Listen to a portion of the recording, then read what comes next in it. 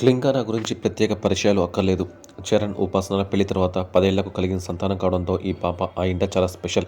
అంతేకాదు, మెగా ఫ్యామిలీతో పాటు మెగా ఫ్యాన్స్ కూడా క్లింకారాను చాలా స్పెషల్గా ట్రీట్ చేస్తుంటారు.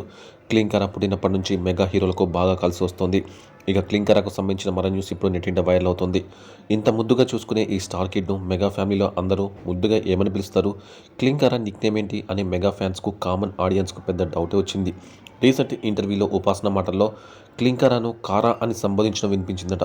దాంతో ఆమె నిక్నేమ్ ఏంటో రివీల్ అయింది. అయితే మెగా ఫ్యామిలీ అంతా క్లింకారాను కారా అని ముద్దుగా పిలుచుకుంటారని అనుకుంటున్నారు మెగా ఫ్యాన్స్. అయితే ఉపాసన మాత్రమే అలా పిలుస్తుందా, లేక అందరూ పిలుస్తారా అనేది మాత్రం సస్పెన్స్. ఇక ఇంటర్వ్యూలో క్లింకారాకు సంబంధించి మరో ఇంట్రెస్టింగ్ పాయింట్ కూడా రివీల్ చేసింది ఉపాసన. క్లింకారా నానకూచి అని తెలిపింది.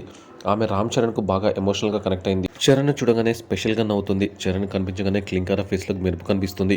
ఎప్పుడు నవ్వే మాదిరిగా కాకుండా చాలా స్పెషల్గా నవ్వుతుంది క్లింకారా.